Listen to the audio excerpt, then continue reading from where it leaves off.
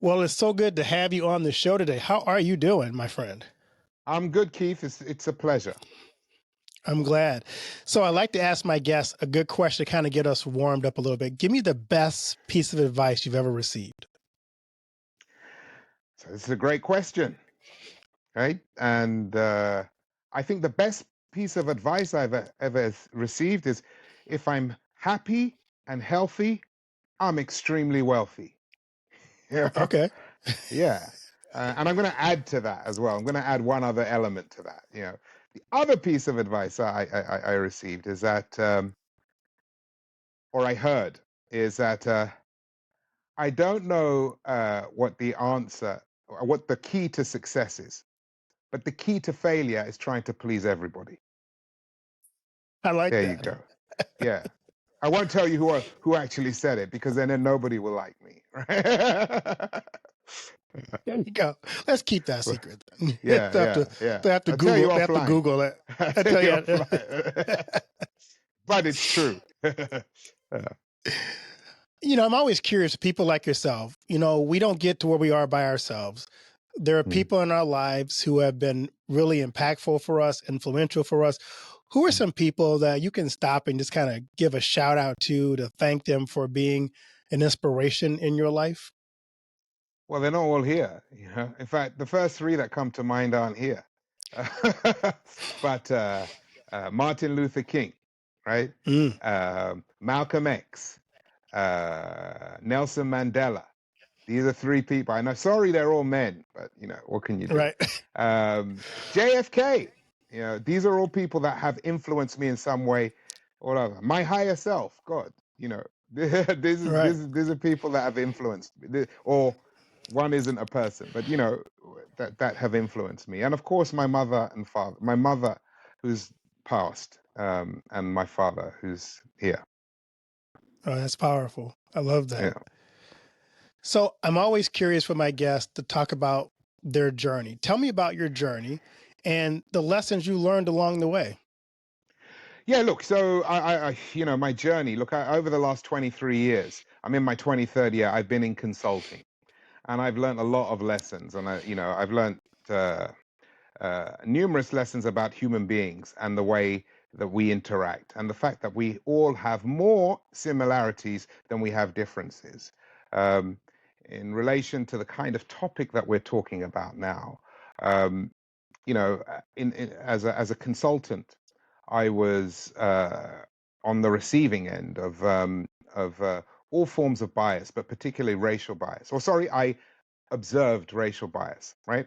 Um, and experienced it and was confronted by it. And the problem with this was that um, you hear a black guy say they've been confronted by racial bias, and you immediately assume that it's towards them, right? Because he's a black guy, he's been on the receiving end of racial Right. bias from the majority. But in reality, sometimes it was me. Sometimes I was biased towards the majority, right? Based on my conditioning, right? And I would sometimes do deals, for example, and I would sense bias towards me, against me, and I thought I wouldn't get the deal, and I would be cursing the guy out, or the people out in my mind. And then, like 2 weeks later, they called me up and said, "Buki, we loved you. We want to give you the deal." And I thought, "Oh, whoops! If this guy could have heard what I was saying about him, thank God people can't read minds, right?" And so I wish I could say that happened to me once or twice or 5 times in 20 years. But it happened to me many times. And this got me on the path of thinking, well, sometimes I'm right and sometimes I'm wrong. So I became confused about this whole bias thing, in particular racial bias thing. And that led me on a quest to try and work out how to navigate bias, right? How to kind of call it out and navigate it, your own and as others, from others.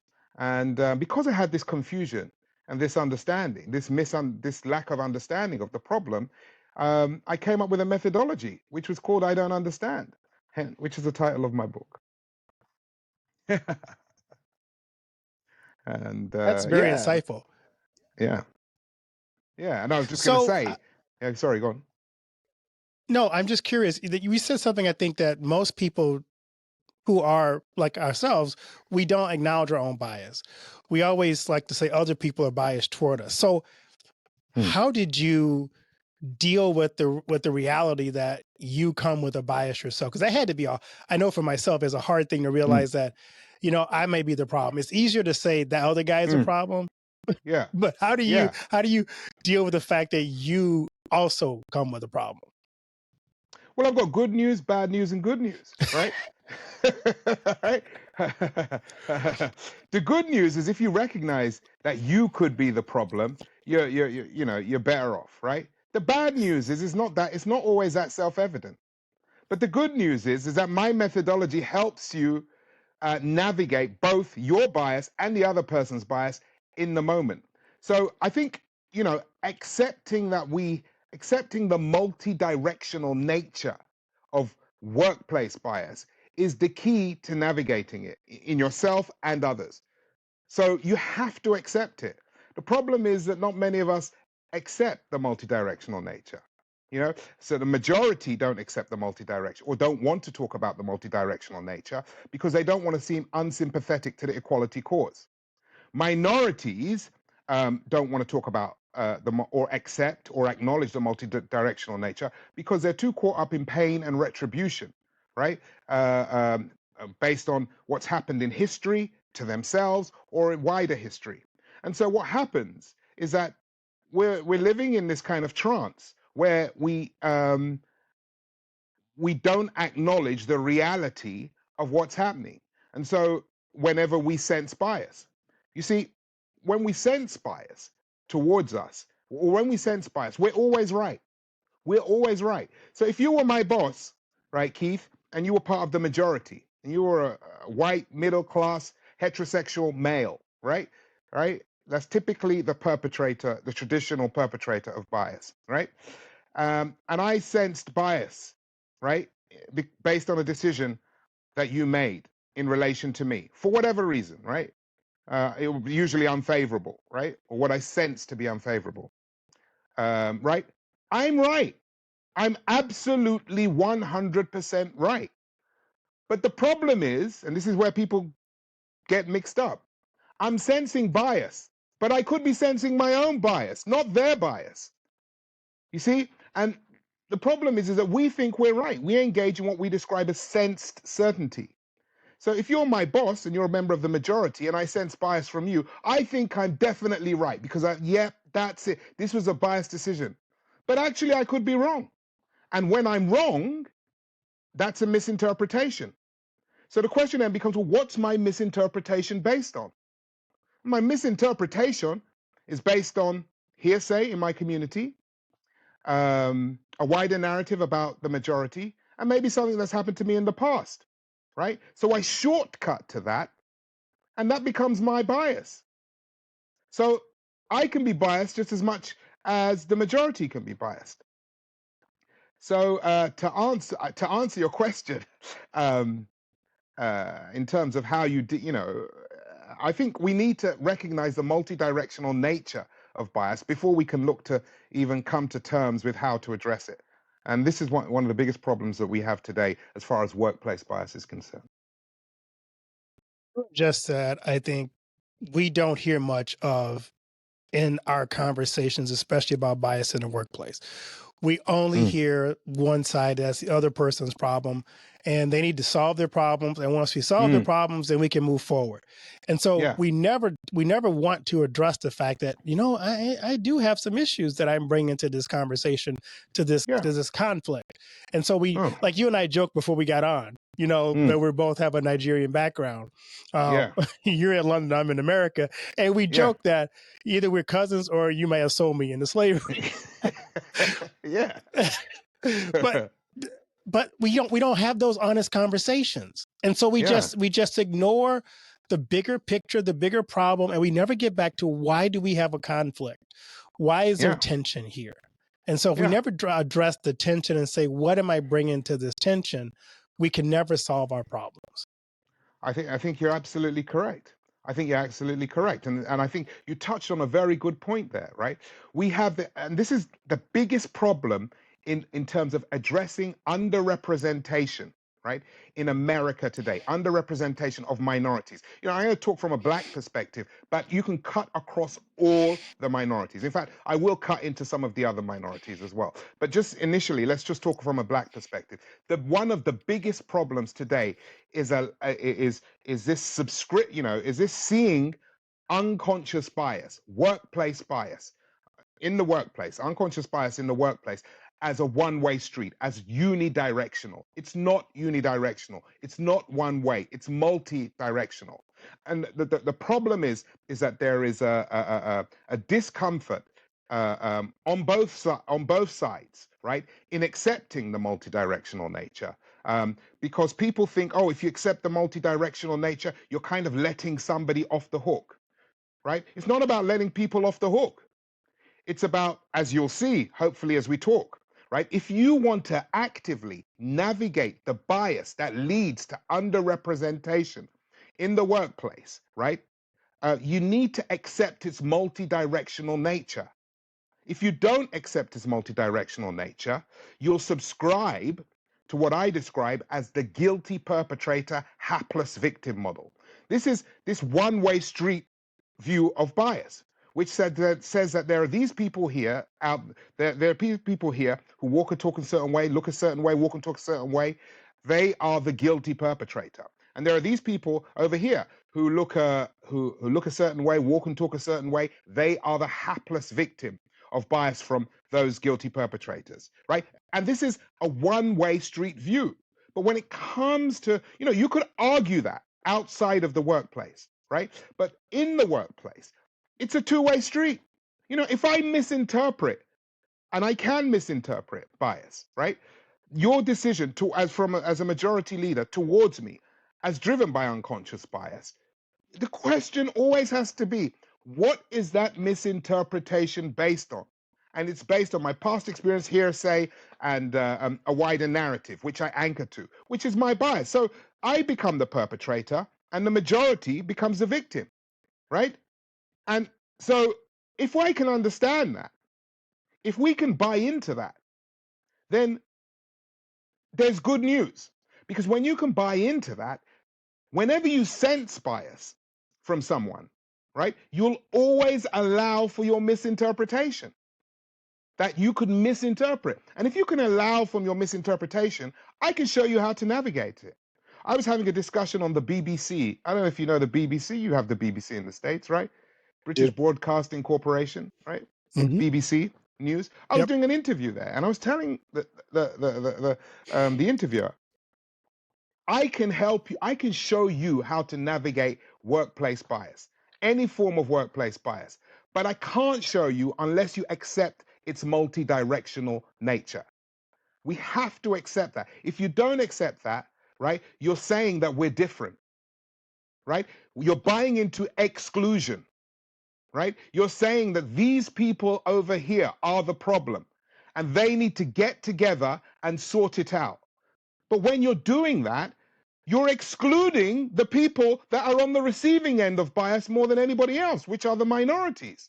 You're excluding them, right? And you're saying they have to sit down on their hands, hope that somebody else can empathize with the problems that they have and make decisions that will make their world better, right? Well, that's a trope which is one of the most destructive and most demeaning tropes ever.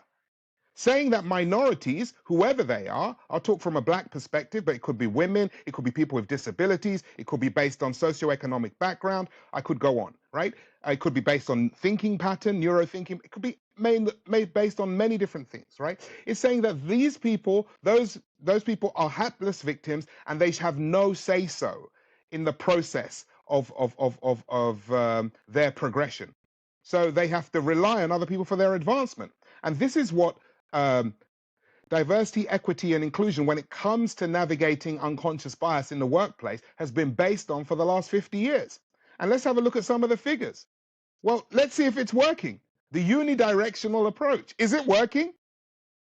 Not typically, Fortune. no. No, well, check out the Fortune 500. There are 7 black CEOs in the Fortune 500, right? There are 53 female CEOs in the Fortune 500. And by the way, it just went up to that yesterday. right? In 2020, there were four, right? Four black CEOs, right? 2021, it went to five. Ooh, whoopee, let's have a party. Get the beers out, right? It went to five, right? And then suddenly it kind of jumped to seven. And so everybody's kind of celebrating. And with women, it was 43 in 2020. And then it went to 44 in 2022. And it kind of jumped to 53 between 2022 and 23. Now, the question I have for you, Keith, is what do you think drove those increases? What do you think drove those increases in representation? Would love to think it was because of the quality of the people who were being hired. My Mm. suspicion is it's the pressure from the outside to meet a quota. Thank you. That's what it is. So the growth that we're seeing, which by the way is abysmal anyway, right? It sounds like it's big, but it's ridiculous. 53 females in this whole America, in the Right. in the Fortune 500. It should be 100, 250. Anyway, whatever, right? The growth that we're seeing, right? The growth that we're seeing is artificial. It's from pressure. It's primarily from pressure, right? And pressure from the top, right? But the people, the women, the minorities, whoever they are, right, have no role in that progression. They have no role in that growth. You give them the skills, the strategies, and the skills to navigate workplace bias in the moment, as and when it happens, the bias that leads to underrepresentation, and you will see you'll see an exponential level of growth in representation so fast it will make your head spin. But at the moment, uh, we've got a situation where we're waiting for those bad so-called guilty perpetrators to change things for the minority, and the minority has been kind of conditioned into thinking that that's the way forward. And it's going to stay that way unless we accept the multi-directional nature. And as I hopefully will see, if you are, depending on your questions towards me, hopefully we'll see, right? Once you accept the multi-directional nature, I can show you how to navigate. You can navigate the bias that leads to underrepresentation like a slalom skater, right? But you have to unsubscribe from this guilty perpetrator hapless victim model when it comes to workplace bias. You have to unsubscribe from that. You have to accept that it's multi-directional. It's a two-way street, not a one-way street. I want to dig in that a little more because I just saw that the general manager of the San Diego Padres, a female Asian American woman, just resigned her job. Oh, And she resigned her job because she was the first one to be hired in that role, but they wouldn't accept her recommendations for how to change the organization. So oh. they hired her, but when she came with this is how we improve the organization, like, yeah, maybe not. And so she's like, I'm resigning, even though they were ready to renew her contract. So I think that's exactly what you're talking about. Did she get that job because they trusted her to do the job, or did they say, hey, we can check off a box? She's the first Asian woman general manager of a Major League Baseball team, but we're not going to follow recommendations. Yeah, that's true. Look, I don't want to be disrespectful to her, and I don't know the ins and outs of of why she was hired, and how they what how they felt about her strategy, right? But that's very real. The fact, what you're saying potentially is very real. That she could have been a token hire, or she could be hired. Or she could have been hired and could be good, but they don't like her music. You know what I mean? They don't like Right. what she's.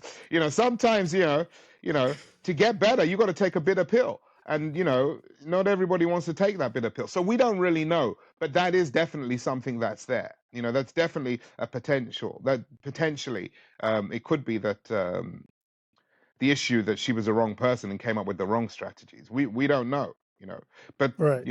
yeah. What we need to do is be able to call out though sense bias. I think most people don't know how to call it out, and so as a result, they find themselves in these situations where where they become the victim of bias because they just don't know how to navigate it. And there is a way. So tell us the way. I want to get to that, but I want to share that story. I think that's a good example of what you were talking about. So tell us the process. You want the all right, okay, we want to, like, let's fast track to the process, right? Okay. Well, look, you know, I like to split up bias into two kind of categories, if you like, right? So there's what I describe as simple bias, I call it career stifling bias, right? So there's simple career stifling bias and complex career stifling bias. So simple career stifling bias are what are traditionally known as microaggressions. You know, these are microaggressions. These are subtle slights towards you because of your difference, because of your race and ethnicity, because of your age, because of your physical ability, because of your sexual orientation, because of your thinking pattern, which could be unique, different, or socioeconomic background. All of these, or all of those combined, right? You could be on the receiving end of unconscious, like, slight comments. You know, people used to say to me when I used to speak, say to me, tend to be white people because, that's the majority. So they say, "Oh, Buki, you speak so well. You speak so well," right? And I would see that as a kind of why. My internal dialogue would be, why do you think I speak so well? It's because I'm a black guy. That would be my internal dialogue. Whether that was the reason or not, that would be my internal dialogue. Now, we'll come on to when I was wrong or whether I was right or wrong, right? But the point is, that could be, I'm just trying to give an example of a microaggression, right? Where a person is kind of giving you a backhanded compliment, but is actually disrespecting who you are, right? So that's a microaggression. Another microaggression could be,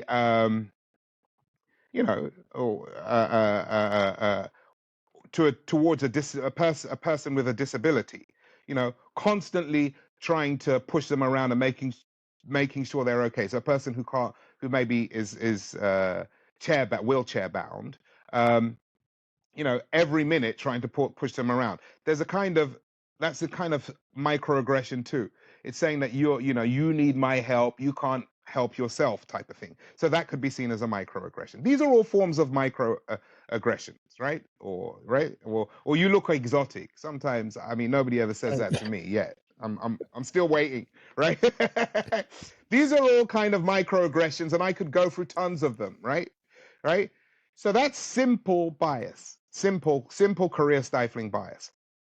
And so the way to deal with that, right, is first of all, recognizing that there's a multidirectional nature. So I could be wrong. So if we go to the first example I gave, you speak so well. What I used to do is have that negative internal dialogue.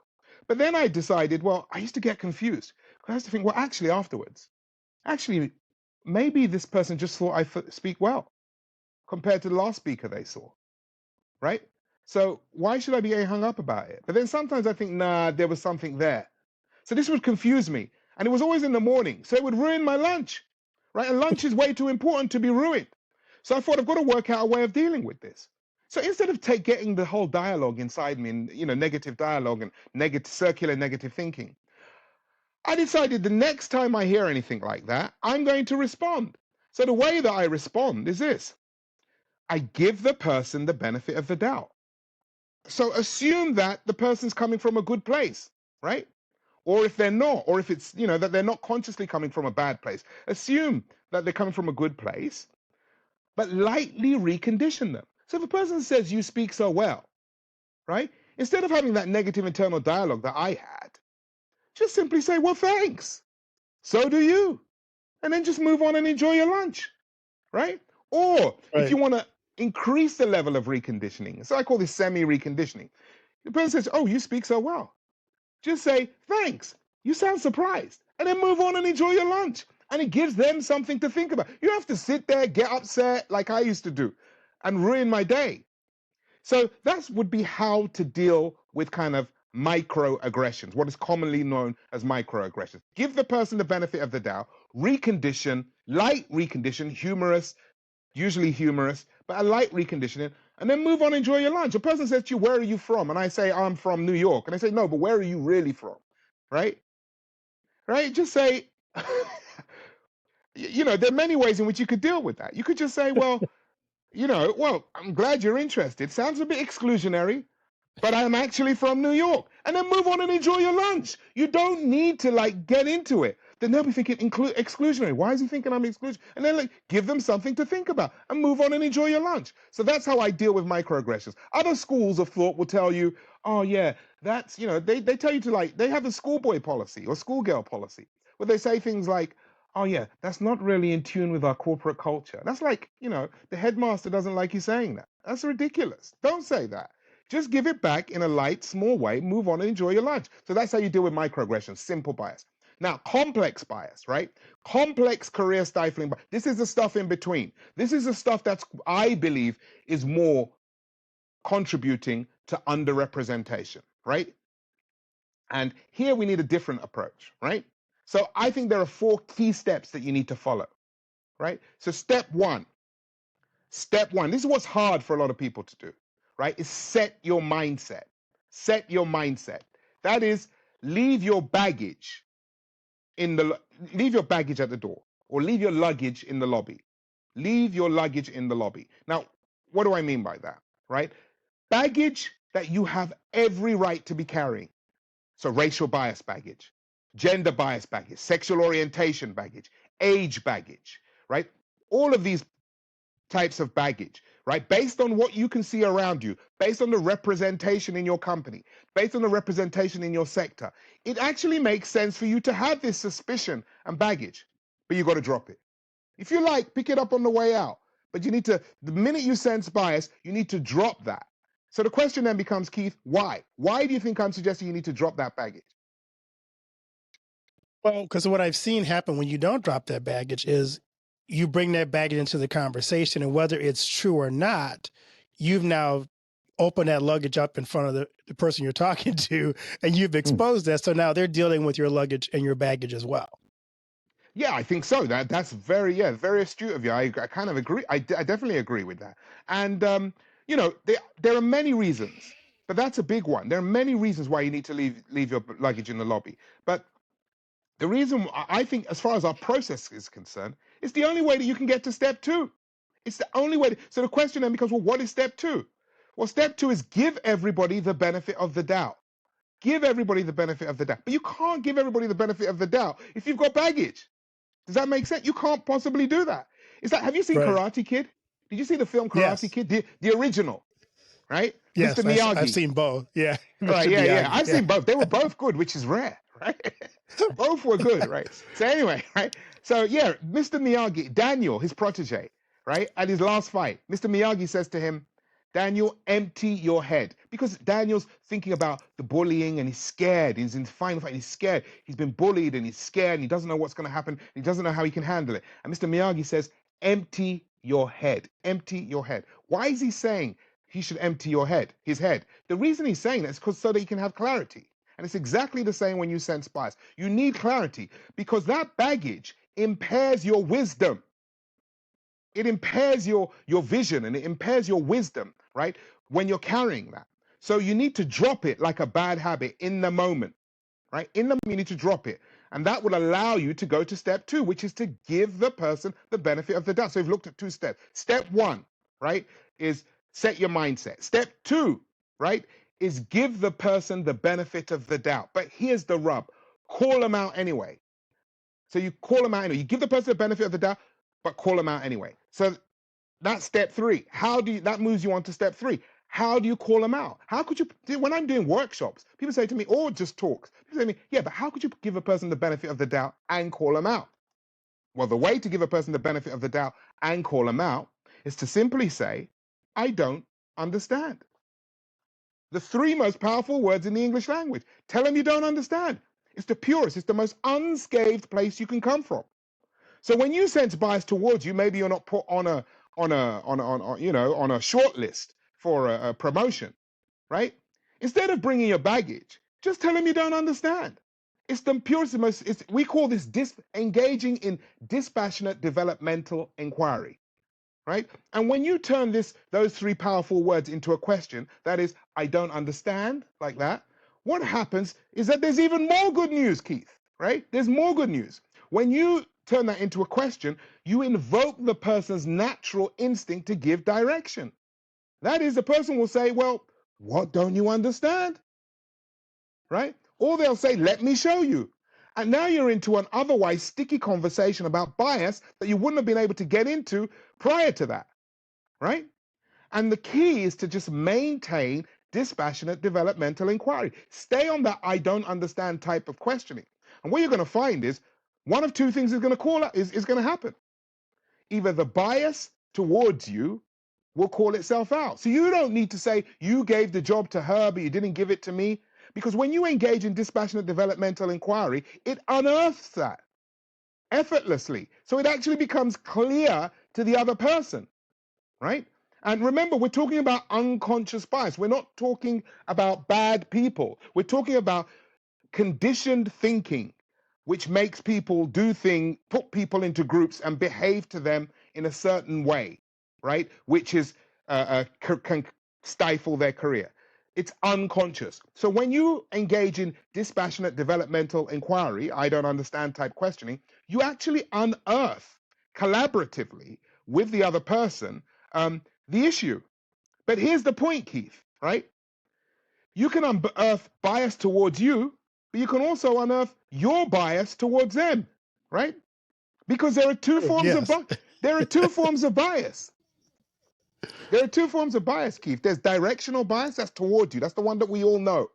But there's also reverse bias, when you misinterpret an unfavorable decision is driven by bias. So in that dialogue, you unearth the bias, and then you can move to either yours or theirs, and then you can move to step 4, which is collaboratively agree next steps. Collaboratively agree next steps. So those are the 4 steps. Step 1, set your mindset.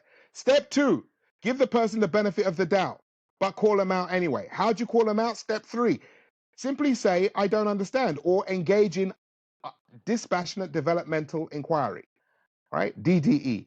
And step 4, once you've unearthed the bias, yours or theirs, theirs or yours, right? You can collaboratively agree next steps. And here's even more good news, right? I'm all about the good news. Even more good news, right? Even more good news, right? If the bias that you unearth is towards you, right? Remember, it's unconscious bias. You are strategically and advantageously positioned, right, to work with the unconscious perpetrator to resolve things. And our experience is that when you do that, the unconscious perpetrator will actually, aggressive is the wrong word, but proactively work with you to resolve the problem. And we call this seeking worthy recompense. They will help you seek worthy recompense. But you can only benefit from this if you accept the multidirectional nature of bias. But most people don't want to do that. So this is a change that we need to make. Does that make sense? It does. And I think you kind of unearthed a lot of the problems when we see what's happening in our culture is we stop at step 1 or 2. And we never get to the conversation of let's unpack, I don't understand. We just jump to I do understand, and the problem is on you. And we never get to really examine, am I bringing an unconscious bias to this too, that I can now better understand myself through this conversation, through this engaged, this passionate conversation. Because we come into it very passionate and sometimes very closed-minded in our debate, and so we just assume, and then we whitewash the entire problem, and we put bias on people and corporations, on companies, and then we go and we attack them and we cancel them without ever finding out if we just misunderstood. I think you're so right, and I think that's really good the way that you explained it. We step at the we stop at 2, step 2. You're so right. The other thing is that I think what happens is that this is the solution is joint, right, and the problem is joint, right. And let me tell you what the other problem is that, which I touched on at the top of this, the majority, right, are so scared of looking unsympathetic to the equality cause, right? That they don't openly acknowledge the multidirectional nature of bias, right? And so as a result, the strategies and the solutions that they come up with are flawed and they don't work, right? We've just looked at the Fortune 500, right? So we can see it's not working, right? But you need to just look at a lot of the books out there. Now, a lot of people won't like me saying this, but I'm going to say it because I'm honest, right? I'm going to be honest about this, right? Honesty will set you free, right? You see these books out there. One of your compatriots, he's got a book called, let's talk about the race thing now. And one of your compatriots has got a book called White Fragility. I don't know if you're aware of that book. Have you heard of it? I'm very much aware of it. Yeah. Yeah. That is one of the largest, that philosophy is one of the largest exponents of the guilty perpetrator versus hapless victim model, right? And it's positioned to be helping Black people, right? By, well, I'll come on to what I think of what it does, right? But it's positioned to be helping the minority, right? But actually, it demeans the minority by seeing them as a bunch of hapless victims. And it demonizes the majority by seeing them as perpetual guilty perpetrators, right? And it's very exclusionary in its whole process. And like I said, it's one of the major exponents of this guilty perpetrator versus hapless victim model. I don't really like to talk about other people's work, but I think it actually is an example of the problem. So that's why I'm going to talk about it, right? Getting majority members in a room and saying, yeah, look, I'm going to get all these white people in a room and tell them what's really happening as far as bias is concerned, right? Or racial bias is concerned. And I'm talking from a workplace perspective. That talks more about out there, the bigger, wider world, which is slightly different. But in the workplace, right? Getting all the people into a room, majority members, and saying, yeah, this is what you're doing. You need to self-correct. You need to cleanse yourself of this original sin. You can't help yourself. We can sort, you need to do this. You need to sort, all of this kind of thing, right? Apart from demonizing, right? Apart from demonizing the majority, right? It's an exclusive way of dealing with a problem. It's saying we're in the room, right? We're going to sort this out for them because they have no say so. They don't have the wherewithal to sort it out. You could argue that, and that's another show about what's going on outside, right? But in the workplace, it's multidirectional. Bias is multidirectional. And the only way to navigate successfully navigate workplace bias is through collaboration. But of course, you can't do that if you're saying we're going to get into a room and we're going to talk about those poor hapless victims and how we need to change and how we need to get a Black accountability partner and pay them. And suddenly that will make the world better, which is what the author suggests, right? It just demonizes the majority, demonizes white people, and it demeans Black people. It's it harks back to slave days. Good master, I'm the good master. They're bad. I'm the good master, and I'm going to sort you out, right? Me and my other good masters. That's what it harks back to. And the problem is that people are eating this up like Farley's Russ and Similac. I don't know if you have Farley's Russ in the States, but Similac, I know you do, right? They're eating it up like babies eat Farley. Yeah, like Similac.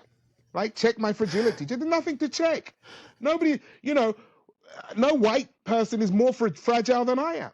If the idea, the principle behind this type of philosophy is that the white majority, when confronted with the ills of racial bias, become uncomfortable and they're not able to deal with it, right? And so they say, oh no, my parents marched here, I see all people the same, and they get defensive apparently, right? And they say, that's a white thing. No, it's not. That's not a white thing. If you said to me, right, I'm a Black man, as you can see, right? If you said to me, yeah, and let's say you were a majority person, and you said to me, yeah, look, you guys, you have like a chip on your shoulder. People like me or who look like me have a chip on your shoulder. I might say, you're damn right I got a chip on my shoulder. Never mind a chip on my shoulder. I got a boulder on my shoulder, and it should be a tree. You have no idea what it is to be a Black man in a white man's world trying to make it in corporate US. You couldn't walk a meter in my shoe, let alone a mile. Right? Isn't that the same fragility? Isn't that the same defensiveness that that philosophy attributes to the majority? So what do you call that? Black fragility? The reality, there is no white fragility and there is no black fragility. In fact, the biggest obstacle to navigating unconscious bias in the workplace is what I define as defensive fragility. That is the propensity for human beings to get upset when you paint them in a negative light. That's defensive fragility. It's not white fragility and it's not black fragility. It's defensive fragility. And if we can understand that, we can navigate it. And we can understand that on a personal level, on an interpersonal level, and on a corporate level, we can begin to understand it. So we need to engage in what I describe as transcendental thinking. Leaders need to transcend the noise and focus on the solution and pull away from guilt, pain, and retribution, which is pulling our, I'm not an American, but it's pulling our world down. I was going to say pulling our country down, pulling our country down. So anyway, I want to get on, like, so yeah, this kind of unidirectional view of unconscious workplace bias is creating a diversity and exclusion nightmare. It's excluding the actual people it's trying to help, and it's demonizing the majority.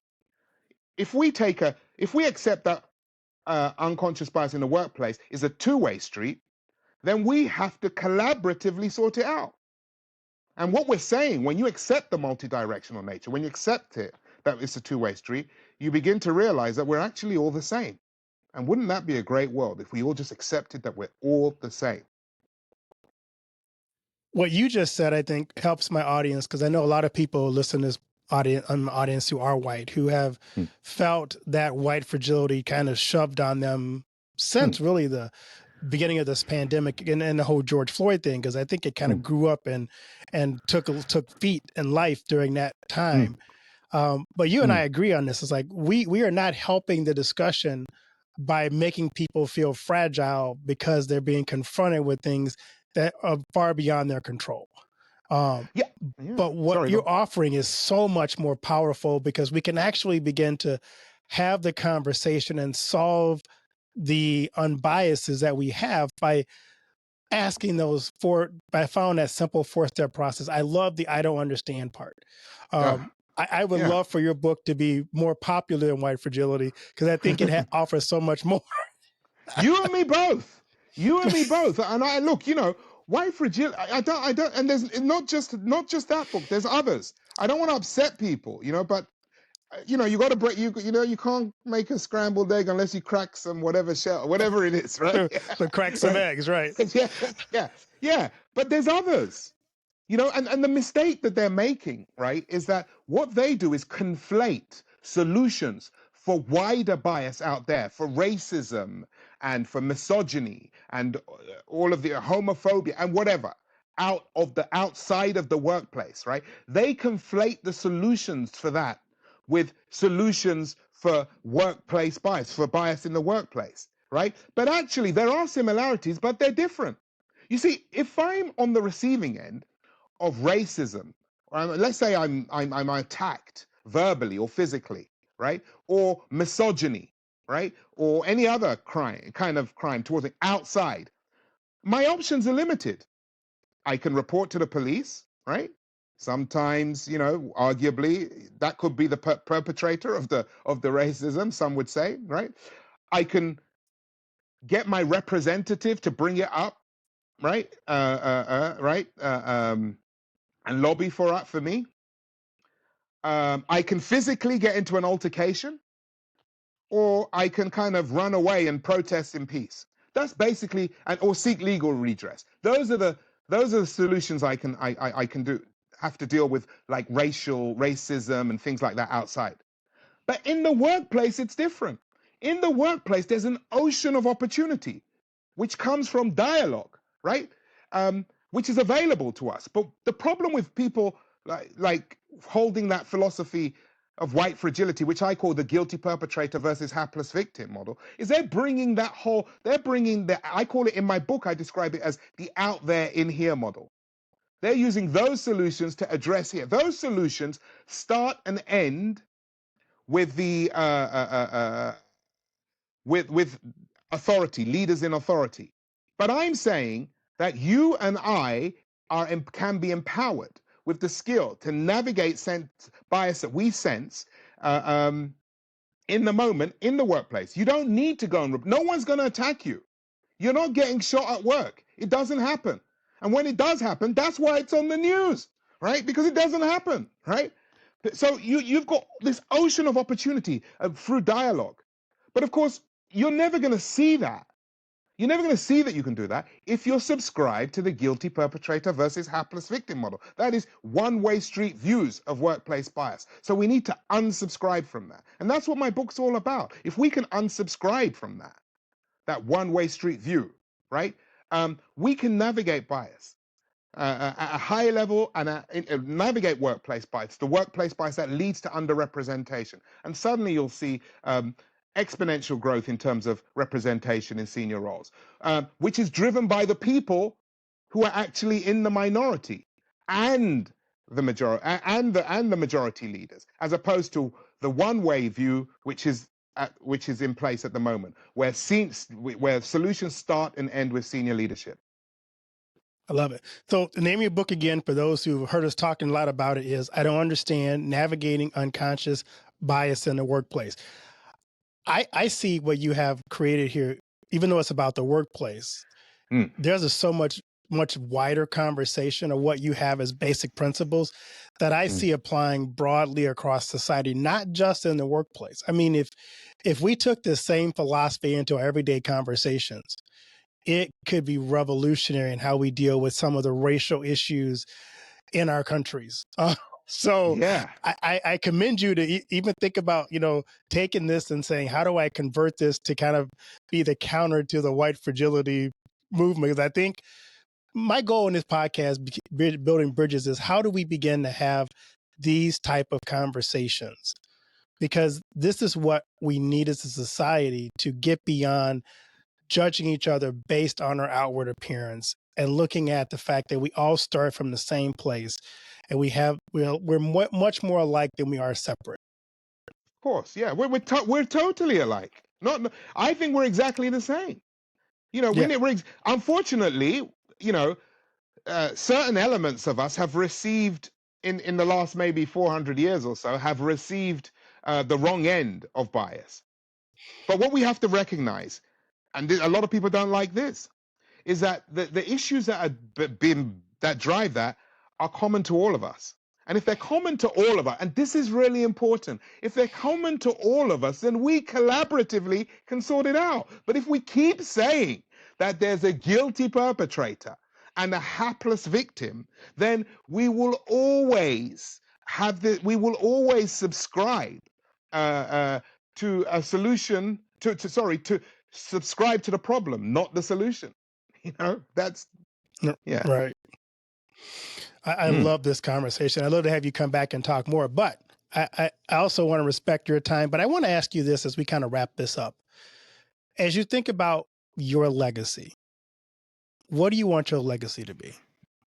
Wow, now that's a big question. You don't do smalls, right? That's a big question. So, yeah, I think, what I'd love, right? Because I think a lot starts in the workplace, since most of us work, right?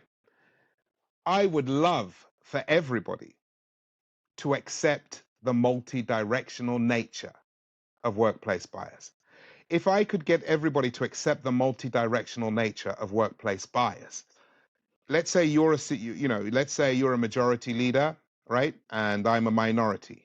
If we both accept the multidirectional nature of bias, then by definition, the solutions that we come up with will be collaborative and inclusive.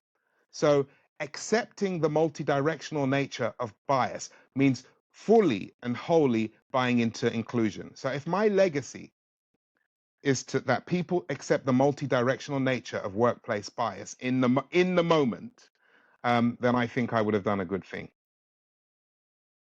I would agree. And I think what you're offering as solutions transcends just the workplace. And we can take that into our, unconscious bias in our homes, in our relationships. I'm thinking about just husbands and wives.